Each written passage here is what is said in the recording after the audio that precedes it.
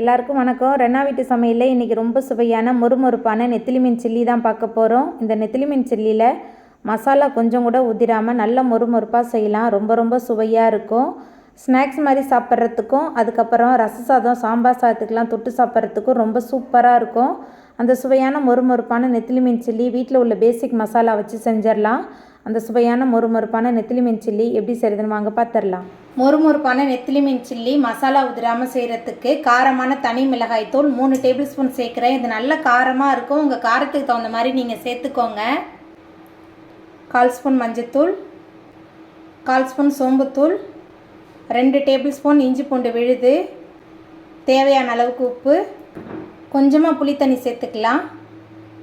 புளித்தண்ணி சேர்த்துட்டு நல்லா கலந்து வச்சிடலாம். எலுமிச்சை பழத்தோட சாறு கூட சேர்க்கலாம். புளித்தண்ணி சேர்க்கும்போது ரொம்ப சுவையாகவும் மணமாகவும் இருக்கும் மீன் வறுவல்.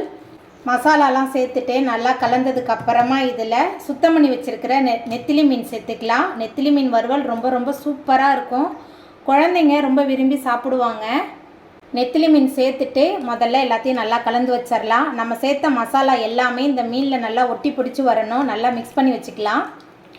மீன் மசாலாலாம் சேர்த்தாச்சு. இதில் 4 டேபிள் ஸ்பூன் அளவுக்கு சோள மாவு சேர்த்துக்கலாம். 2 டேபிள் ஸ்பூன் அரிசி மாவு, கூடவே கொஞ்சமாக கருவேப்பிலை சேர்த்துக்கலாம். சேர்த்துட்டு எல்லாத்தையும் நல்லா கலந்து வச்சிடலாம். மீன் மசாலா, சோள மாவு, அரிசி மாவு எல்லாத்தையும் சேர்த்துட்டு நல்லா கலந்ததுக்கு அப்புறமா ஒரு மூடி போட்டு வச்சிடலாம். 1 மணி நேரத்துக்கு அப்புறம் பார்க்கலாம். நெத்திலி மீனை மசாலாவில் ஊற வச்சு 1 மணி நேரம் ஆயிடுச்சு. மீன் மசாலாவில் நல்லா ஊறி வந்துட்டு இப்போ இதை நம்ம பொரித்து எடுத்துடலாம். மீன் பொரிக்கிறதுக்கு அடுப்பில் கடாய் வச்சுருந்தேன். அதுக்கப்புறமா மீன் பொரிக்கிறதுக்கு தேவையான அளவுக்கு எண்ணெய் சேர்த்துக்கலாம். எண்ணெய் சேர்த்தாச்சு. எண்ணெய் நல்லா சூடாகி வரட்டும். எண்ணெய் சூடாகி வந்துட்டு இதில் நம்ம மசாலா தடவி வச்சுருக்கிற நெத்திலி மீன் சேர்த்துட்டு அடுப்பை மிதமான தணலில் வச்சு வேக விடலாம். அப்போ தான் சமமாக எல்லா பக்கமும் நல்லா வெந்து வரும். நெத்திலி மீன் ஒரு பக்கம் நல்லா வெந்து வந்துருச்சு. அடுத்த பக்கம் நம்ம திருப்பிடலாம்.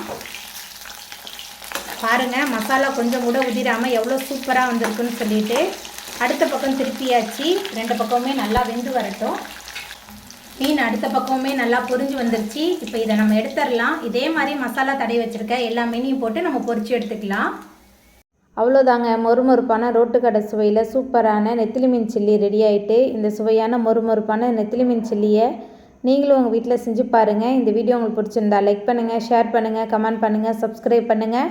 அப்படியே பக்கத்தில் உள்ள பெல் பட்டனையும் கிளிக் பண்ணிடுங்க. என்னோடய வீடியோவை இவ்வளோ நேரம் பொறுமையாக பார்த்தவங்க எல்லாருக்குமே ரொம்ப நன்றி.